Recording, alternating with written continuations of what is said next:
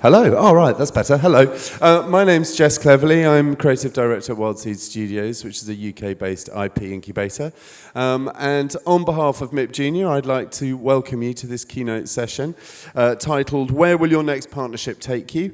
And we're going to be hearing from Russell Hicks from Nickelodeon, who's going to be talking to us about Nickelodeon's search, never-ending and ceaseless search for fresh and exciting talent.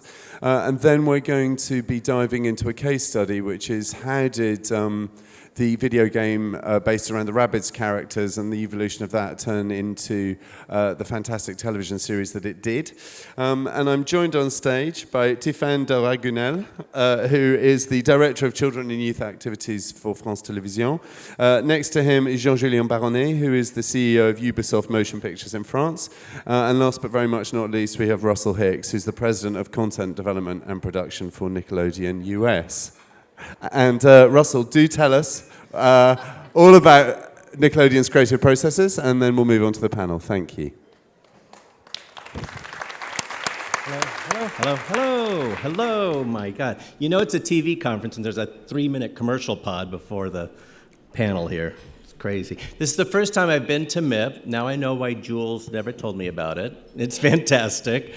So great to meet so many different people around, and I meet a lot of old friends here, too, that is really fantastic. So I'm really happy to be here.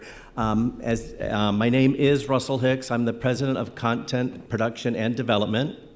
Basically what that title means is we make all the content, or we meet with partners that do make all the content for Nickelodeon and all the channels that we have, which is Nickelodeon, Nick Jr., Teen Nick, and Nick at Night. And after taking this role 2 years ago, the first thing I realized was California is not the only place in the world that makes great content. This whole world, the whole world makes great stuff from everywhere, Europe, Asia, South America, Canada, and of course the United States. But today there's such a competition for talent that we have broadened our horizons to look for the best new talent and great creators everywhere they may live in this world. I feel like I'm talking to a staff meeting because there's Greg Alkali, who used to work for me in Nickelodeon. Hey, good to see you. So let me tell you a little bit about Nickelodeon. Nickelodeon started as the first network for kids. Today, we are a truly multi-platform brand with networks seen in over 500 million households around the world. We have 15 websites, including nick.com, which is the #1 kids website in the world.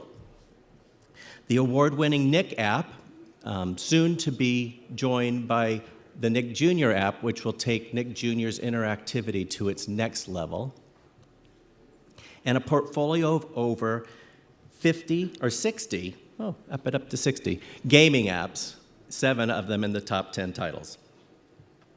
Our brand's entire business is built on 2 principles: put kids first in everything we do, and understand them the best we possibly can. My job description's a little shorter, and that's to create the funniest content that emotionally connects with today's audience. I wish it was easier about finding out about them.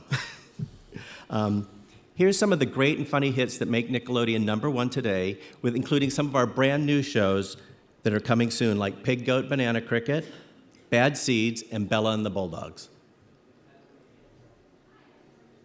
Make some noise, Nickelodeon!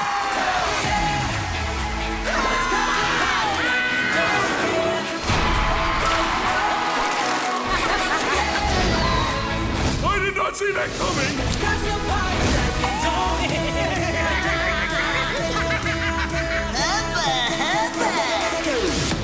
Ready? Booyakasha! Sounds weird when he says it. Sounds weird when you say it.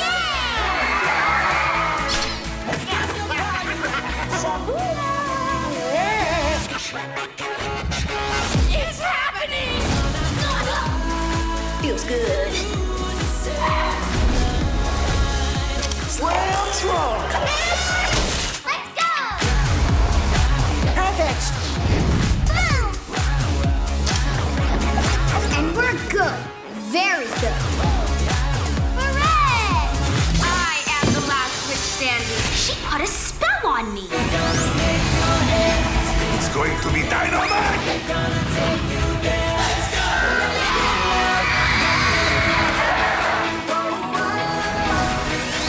Wow. Oh, yeah? Well, I've got... Quiet, you oafs! I'm trying to think! I'm fired up.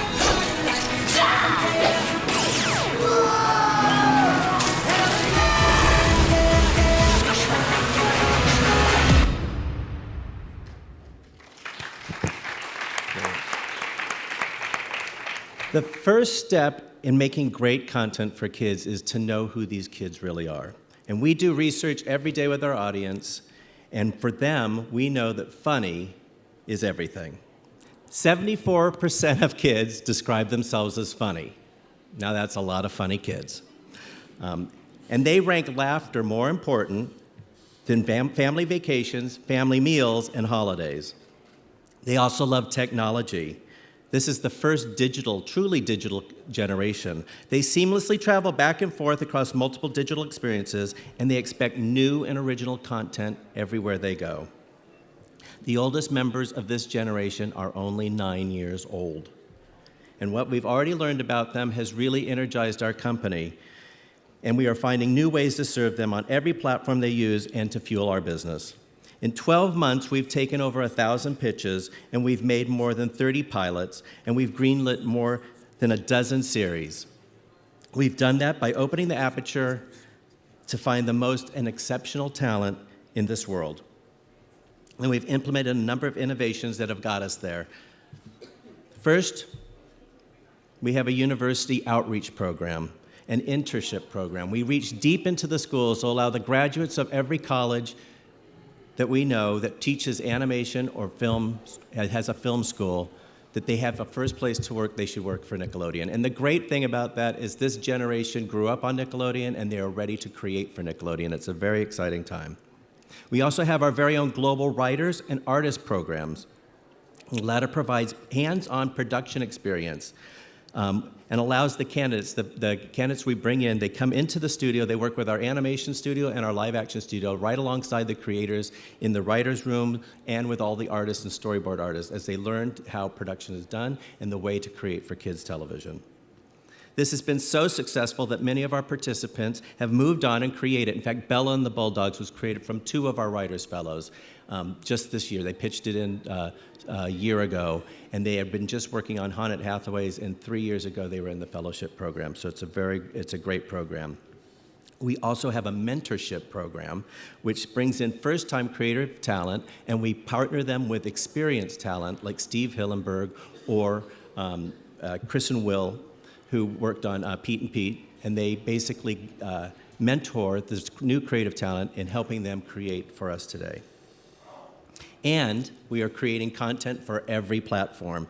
In August, we launched and redesigned Nick.com in our very first original short-form series for the web. It's called Welcome to the Wayne, and it's about 2 friends who explore the mysteries of their very strange New York apartment building, much like the one I lived in when I was there. And one innovation I'm particularly proud of is our Global Animated Shorts program. We've been doing it since 2011 in the US, and we had our 2nd annual call for international submissions this year.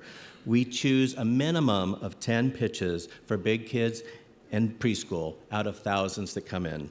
What we develop into shorts that will appear on TV, our websites, and on the Nick app, and they have the potential to be greenlit into long-form TV series, which has happened to one of our shorts from last year, called The Loud House. It's about a boy who has 10 sisters, and it's based on this creator's real life. I can only imagine what that household was like. Here's a quick look at some of the terrific shorts that we have in development.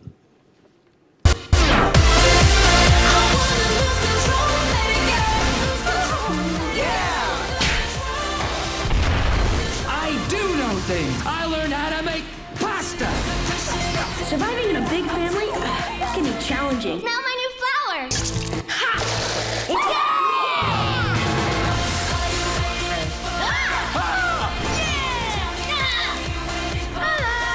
Hit it, Chef!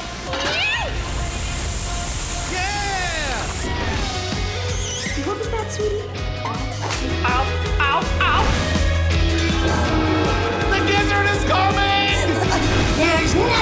What does that mean?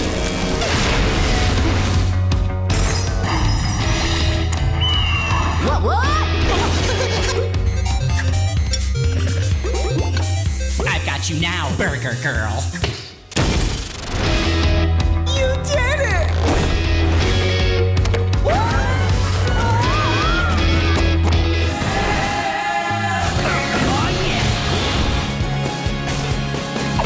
Hey!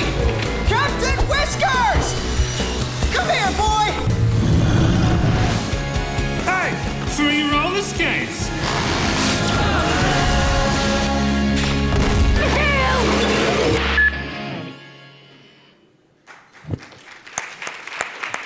That's just a small selection of the great shorts that we're working on, and 7 of those in that reel happen to be international shorts. Now, when you turn on Nickelodeon today, you see our great hits like SpongeBob SquarePants and Fairly Odd Parents, but they're being joined by new hits, The Breadwinners, Haunted Hathaways, Henry Danger, and the biggest comeback around, Teenage Mutant Ninja Turtles, a global hit on TV, in the theaters, and in consumer products. And in preschool, we're having a very big moment. At any given time, Nickelodeon has at least half of the top 10 shows for kids 2 to 5. We have new titles with Paw Patrol and Wally Kazam, and we have more curriculum-driven shows in the pipeline, with Blaze and the Monster Machines, which teaches STEM curriculum, which is science, technology, engineering, and math. I had to memorize that, sorry. They didn't teach that when I was a kid. And Shimmer and Shine, teaching the value of learning from your mistakes. We also have a library of more than hundreds of episodes of the most iconic preschool series of all time, Dora the Explorer, like Dora the Explorer and Blue's Clues. And our shows travel. You can find Nickelodeon preschool shows throughout more than 170 countries and territories. The opportunity with preschoolers is enormous. In the US alone, there are 16 million kids 2 to 5. And this demo accounts for almost half the total kids' TV viewership. A single preschool hit can potentially generate $50 million plus in license revenues alone. Nickelodeon pioneered interactivity for preschool TV. We gave the world its first Latina heroine, and we have actively programmed more than 165 hours of preschool content across 2 of our US-based channels, so our bandwidth is virtually unlimited, which means we're actively looking for what is the next big hit for this audience, and that's where everyone can participate. So to sum it up, the backbone of our company's success is built on 3 areas: humor for big kids, curriculum for preschoolers, and partnerships with great original talent. Partners around the world have brought us terrific hits, like House of Anubis from the Netherlands and Belgium. Sorry, Belgium. Max and Shred from Canada, and our latest hit, Every Which Way from Latin America. And from France, The Rabbids Invasion, based on the characters created by our friends at Ubisoft. The Rabbids are great characters. They are hysterically funny, and they have their own language, which you somehow instantly understand. They're completely wild and random, yet they have a very specific list of things they love. They love plungers, chickens, and peppers. And so we're going to have a little bit of a tape to show you what the next season of Rabbids is going to be like, and then I'll come join the rest of the group. Thank you.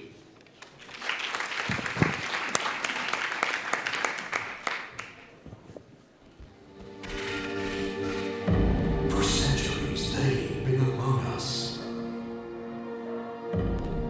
They have studied our behavior. They have stolen our technology. Now, they want total domination. Fear them. Or not.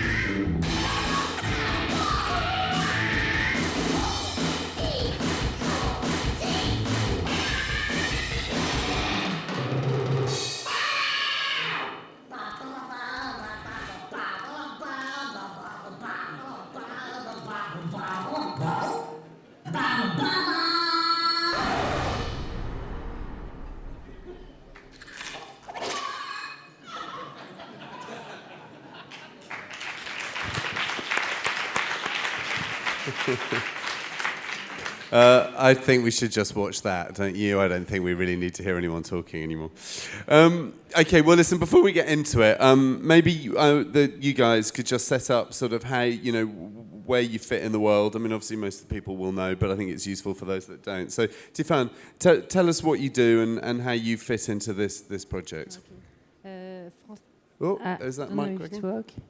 France Télévisions is a French public broadcaster, and about 20 people work in France, in Paris, for France Télévisions for youth program, and I'm on it. I'm leading a youth program department, and France Télévisions is the first broadcaster and commissioner in Europe. We have 150 hours of animated creation dedicated to all targets each year, commissioned by France Télévisions, with the independent producer, Xilam, Marathon, Téléimage, and Ubisoft Motion Pictures. And 45% of French animated work are produced with France Télévisions each year. So, and as a broadcaster, we have more than 5,000 hours of youth program each year on two main brands, Ludo, which is on France 3 and France 4 and on all the digital platforms, and with Zuzu, which is a Preschool brand, which is on France 5, France 4, and on all the digital devices too. Thank you very much. Jean-Julien, tell us about Ubisoft. First, we are very proud to be between Nickelodeon and France Télévisions. For us, it's a dream. Ubisoft Motion Picture has been created 3 years ago. As you know, Ubisoft is the third largest game company in the world. And in Ubisoft Motion Picture, we don't know anything about games. We are totally incompetent. We are from the series and the TV series and the movie development. And the purpose of Ubisoft Motion Picture is to adapt series or franchise into TV series or into movies. So today we have 5 long features in development and 2 that are about to be green-lighted in the next 2 weeks. And we have the TV series. And we have started with the Rabbids. And I must say that, of course, I guess we'll elaborate on that, but without France Télévisions commitment at the beginning and Nickelodeon, that were totally crazy to trust us because it was our first production, we were able to make it, and we are very proud to have made that in-house because it's totally produced in France.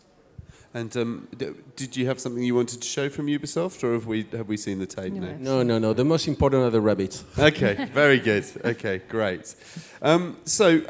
Just let's start with you, Jean-Julien, obviously, because there you were sitting with a very successful video game, and you looked at but one largely played by an older audience, right? So not so much played by the kid audience. And obviously as a studio you had a dream that this could grow. And what for you was the win that you could see, and what were the risks as you set off to try and make the Rabbids into a television property? Well, first I think that a lot of game editors wants to and used to try to make TV series or a long feature, and I think it could be a very dangerous idea. Because most of the game franchise cannot be adapted in TV series or movies. And for us, the Rabbids were typically one that could be global, right away, and very well adapted. Why? Because, for instance, in the first trailer you saw, which are, at the beginning of the trailer, you saw the small 90-second clips.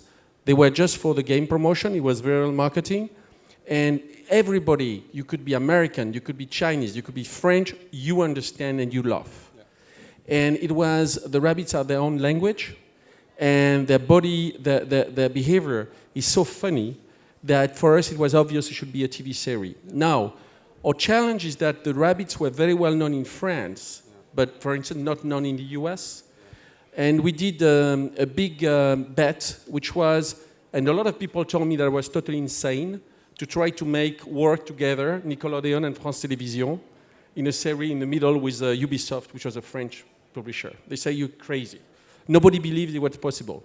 And I must say that we are so proud and so happy that because we are in the development side, we are working closely with France Télévisions team and with Nickelodeon team weekly, not a month, weekly. Yeah. We have weekly calls, and they are bringing us their own particular culture and their own particular input. And we are combining that, and I think that's a part of the success of the Rabbids, because we have this close collaboration, and there is no ego. We are on the same level, which is quite rare. That's why I'm just... Okay, you heard it here first, a TV production with no ego. Incredible. So Russell, you know, you're Nickelodeon. You're in every home on Earth, it seems. You had your pick of every video game on Earth, I'm sure, in a way. What was it that made you think, when you looked at the Rabbids, that this was the one that you should do this with? The great thing... Hello? The great thing about the Rabbids was we didn't look at it as a video game. We weren't like searching for video games. We actually were, in our development criteria, we were looking for a non-verbal comedy. And we had some minor success with some short form that we did with these two characters called Purple and Brown. Some people may remember them. And they were crazy funny. And then we took it into development. We tried to develop a longer series, and they just couldn't hold together for 11 minutes. And then when the Rabbids came in, first, you look at those shorts, you're like, oh my God, these characters are hysterical. Second, they knew everything about this property. They didn't come in with like, well, we don't know what we're doing. They said, these are the characters, this is how they work, this is why they're there.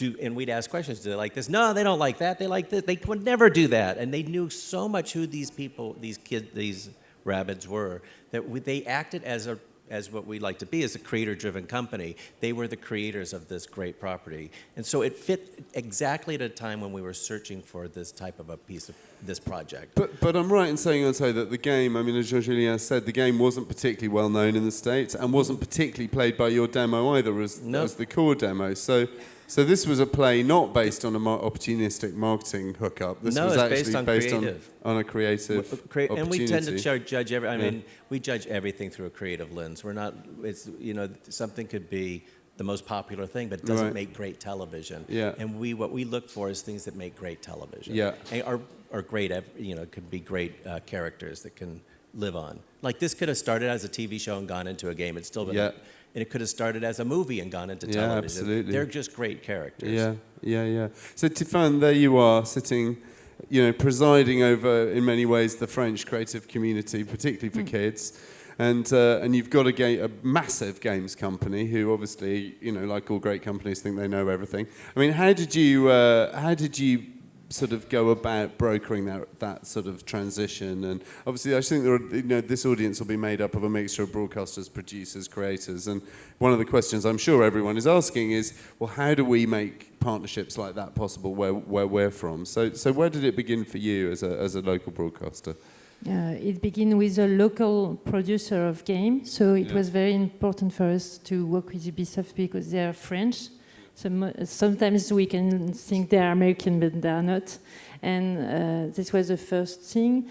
Second thing is we are crazy about rabbits. We have Bugs Bunny, we have Peter Rabbit, we have Bunny Maloney. So we were very interested in other rabbits, but these ones were never seen on screen. Yeah. They were very different, and they have a specific gene.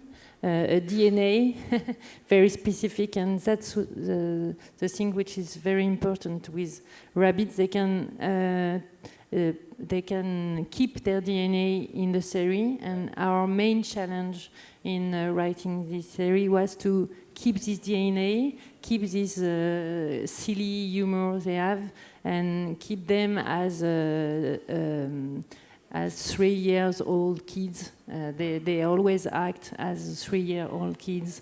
They discover everything around them, they know nothing, and they want always to have fun.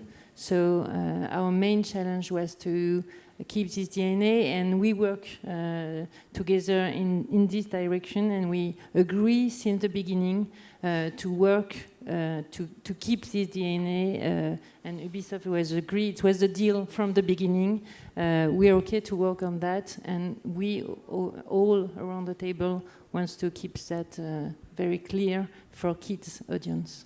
Jean-Julien. Yeah, I would just also add one thing, is that we totally changed our way to work. I'm sorry, I will be very politically incorrect here, but French people have a huge ego.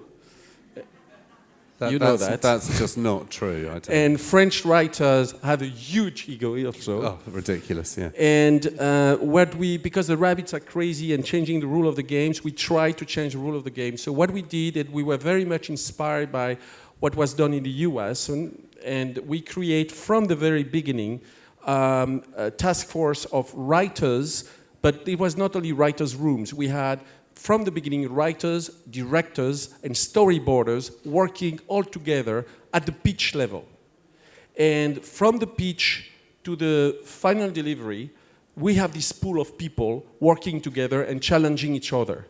So that was very interesting because we had to do that because on the Rabbids, as you see, it's not only a script-written kind of humor, it's also behavior. And the visual narrative was as important as the writing narrative. And so we tried to do that, and everybody thought that it was a bad idea because the writer will fight, because also in France you have some rights, as you know, and each one wanted to get the back end on the script. But actually we have today about 4 writers, 4 directors, and 4 storyboarders that are since the beginning working on the series. So I mean, these panels are always very useful for everyone saying how brilliantly it's all gone and how great it was and stuff. But let's just for a moment, if we dare, there must have been some challenges, were there not? So let's just talk about let's talk about the challenges. Come on. What were the bad days? You want to start? Oh yeah, go on, Tiphaine. You start. Maybe at the beginning, one of the main challenges was to make really kids stories. At the beginning, maybe there was a temptation at Ubisoft to go with parody and to address more, to appeal more to gamers than to kids. So it was really important for us that the stories were really appealing kids and with funny situation and not too much references to action feature film or something like that. So that was one point. And Jean-Julien, I mean, you were brought into a very, very successful studio who obviously were absolutely at the top of their game in terms of the games industry, but who had to perhaps learn that there were things to learn in television. I mean, was that? Yeah, actually, we had a lot of struggles. A lot of struggles at the beginning. Now we're getting to it. Yeah. The first one is that when you are dealing with those kind of DNA of brands, exactly like Assassin, we are doing a long feature on Assassin's Creed. I can tell you that when you are touching Assassin's Creed or you are touching Rabbids, the game people becomes crazy. So as Tiphaine said, at the beginning, the game people told us, there is no way you will do it for kids because you will totally deposition the brand. The brand should be for young adults. So it's not it's a problem. So the challenge was to convince internally the guys, but also to convince France Télévisions and Nickelodeon, and to push the barrier, because we wanted to be irreverent. For instance, when you see the egg, we put that in purpose, which is in the first season, it was borderline at France Télévisions. I can tell you, okay, can you do that? And we say, yeah, we can. So it was very constructive, because that was a big challenge. The third big challenge was to make work those people as I was describing, because it was, at the beginning, just to give you the real figures, at the beginning we started with 15 writers, and we need, for the first 4 months, I'm sure you remember, Tiphaine, we had about 125 pitch for 4 synopses. So it was huge, and we had to try to understand how the Rabbids go. Now the ratio is 1 pitch, 1 synopsis, 1 script. Yeah. So we had a lot of to learn in the process. And from your point of view, Russell, sitting in Nickelodeon, watching these crazy French lunatics stumbling around in the dark with 125 pitches, when did you start to relax? We never relax.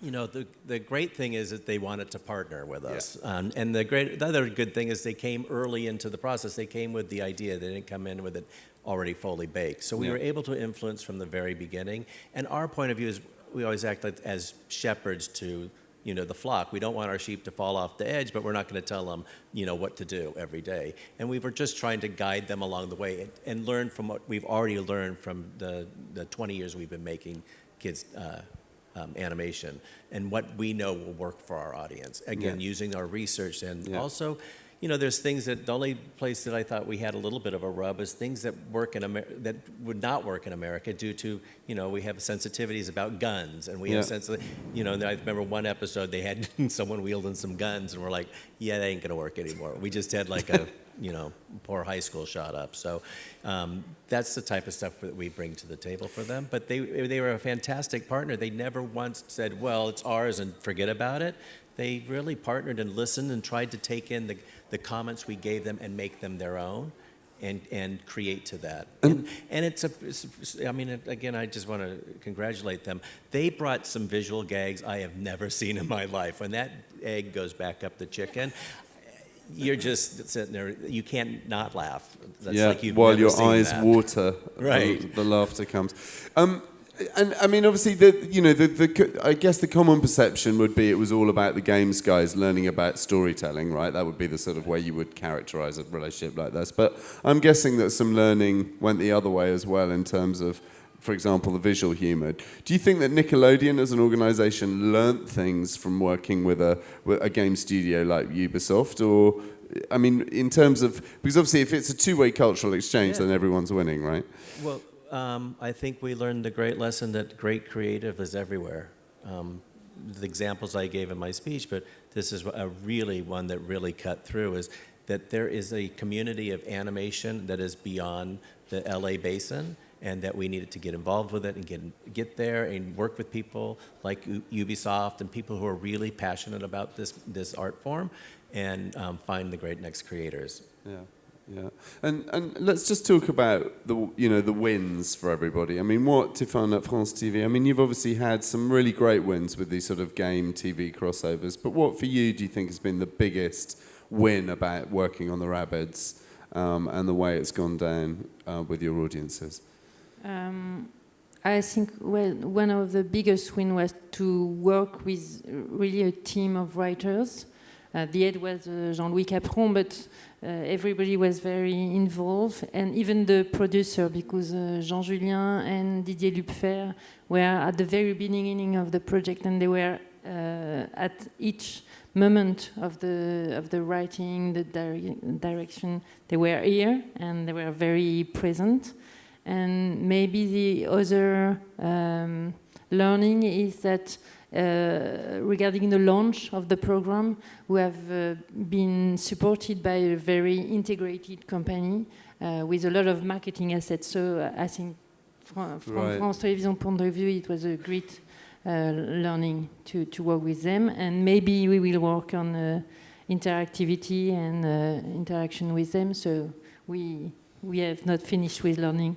And do you think that projects like this where, you know, because obviously there is a video game with huge amount of character in it, and, you know, do you see that as the platforms and the devices evolve and change, that we're going to start to see properties which you look at and you go, well, I don't know if that's if that's a piece of linear television or a game, but it serves a... I mean, do you see a sort of merging of the two forms, or do you think the two things will always remain very separate? I'm not sure it's merging. I think each screen will keep its own development, but it's interesting to work on 36-degree brand, and Rabbids is one of them. There is not so much you can put in on every screen. So. And for you, Jean-Julien, I mean, when you convinced Ubisoft that this was the right thing to do, what were the KPIs that you were talking about to them in terms of, okay, we'll know this will have succeeded when we see what? Actually, first I must say that at the beginning, everybody that thinks that working with Nickelodeon or France Télévisions when you are bringing a property is difficult, I think it's a mistake. Yeah. I think that if we had done that alone and go back to them and present it to them, I think the show would be 90% less good than it is today. So for me, I must say, to be candid also, that at the beginning when I made the agreement with the two networks, my team was freaking out. Was saying, you don't know those guys. They are tough. They are very difficult. They will impose you stuff. This is this is stupid. I mean, it is, they are professional. They know what you need to do to make it a success. So for us, it was very interesting, and we learned a lot. And not only on the writing, we learned on the animatic, we learned on the production side, we learned at every level. So for us, it was very important. Now, what is also interesting is that in Ubisoft, because we are a game company, we have an interactive technology which is very strong. And to go back to your question, today we know that the kids are watching, at the same time they're watching TV, they are watching a second screen or even a third screen. So now what we are doing with Nickelodeon and France Télévisions is say, okay, we are good in games, so we know how to work on the interactivity. So maybe we can bring you something here. And for instance, there will be the first Rabbids interactive TV series, which is quite fun. So for instance, the kid will watch the Rabbids fighting with eggs on his TV set. On the same time, on his iPad, he could throw the eggs on the very screen, on the very, very same episode, and make points. And if he wants some information specifically about this chicken or whatever, he can push and have it. So it's a very interactive system. And we know that the kids now are watching TV this way. And I think that that's also could be a very good, interesting synergy between the network and us in sharing this technology and innovation. I mean, I was going to ask you, Russell, I mean, you know, obviously every project, one of the great things about doing a project like this, I guess, is all the learnings, right? And, I mean, what does it tell you as, I mean, you sit across such an enormous and incredible train set, but what do you look at from this project and think, God, that really helps me understand what the future might look like in terms of, you know, the form of content, the way the children are going to be consuming and interacting with it? I mean... Sure. What it taught us is that great characters can transcend all media. Yeah. So they work as games, they work as television, they'll work as interactive television, they'll work as short form, they'll work everywhere. There'll be a movie, they can be anything. And the main thing is to look for characters like that can actually appear everywhere. Today's kids don't just watch television, they watch everything. They have all these devices, and each device brings them a different experience. And like being exciting about an iPad watching television, being able to play a game along with it, we know they're doing that. They're just playing other games, but wouldn't it be great to be able to watch and play with the characters you're absorbing at the time and really participate? I think the future is just getting more and more exciting, and especially for content makers and character creators. And so obviously you still start with great characters as the bedrock of all that you do. But in terms of what you're pushing your development teams to do, what is it from this project that you think, okay, I mustn't let this great example slip through my fingers. I must make them do this. What is that thing you must make them do? Well, I wish I could make people do everything, but exactly the way I want them. No, I'm just kidding. What I have them keep their minds open is to look for the potential behind everything we're looking at. Yeah. Not just be like, oh, it doesn't work for television. It could work for television. It may start as a game. To actually look at all the properties they're looking at or all the many projects they're looking at and saying, where should it start? Yeah. Maybe it should start as an app, as a gaming app, and then move into content. Or maybe it starts as a video game and moves into an app and then into content. Maybe it starts as a movie and then translates down to it's so not to look at it like I'm just developing television. You're developing intellectual properties that transcend media.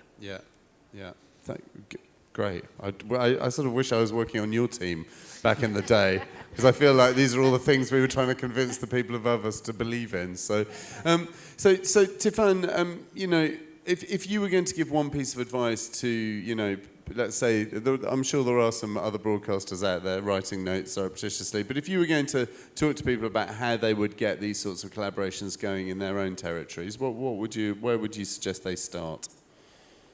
At the beginning, to pay attention to the great character you have everywhere in the world, and to be open and to be open-minded to your partner. And what he say, Ubisoft know the DNA of the Rabbids, so we have to hear them when they say they can't do that, they can't be like that. So it was a great exercise for us, because it was very clear for them. It's finally, it's not so, it's rare to have a partner that knows so precisely his character. Yeah. So in a way, I mean, again, what's interesting about that is what I'm hearing from all of you is that it all starts with the property in a way, doesn't it? You know, and that you can have a strategy and you can say, right, we're going to make video game and TV closer in our territory, but really to start with the strategy rather than the possibility that a project offers is sort of perhaps a slightly more dangerous way to go, right? Yes, you need a very strong character that can be adapted. Because when you adapt, you betray a little bit, but you have to keep the character very strong. So you need a partner that can keep this character strong and say, no, that it's okay for that, but not for that. And you have to say yes at some times because it doesn't work. If he always say no, but... Okay, thank you. Right, now, we have about 2 minutes left, and I think there's a 2-minute clip we want to play at the end, is there? We want to give you a gift, Nikki, France Télévisions, and myself, and we want to show you the first 2 minutes of the season 2. So don't tape it, please. This is totally confidential. But you will get the new season of the Rabbids, and you will have only 2 minutes. So if you want to watch the rest in US, Nickelodeon, and the rest of the world, in France Télévisions. And afterwards, there's going to be an opportunity to meet the speakers outside. So if anyone has any burning questions, I'm sorry we didn't get to it in the session, but I just made a call that we'd be more interesting. Sorry.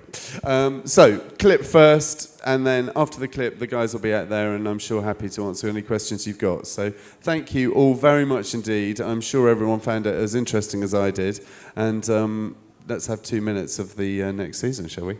Thank you. Great. Thank you.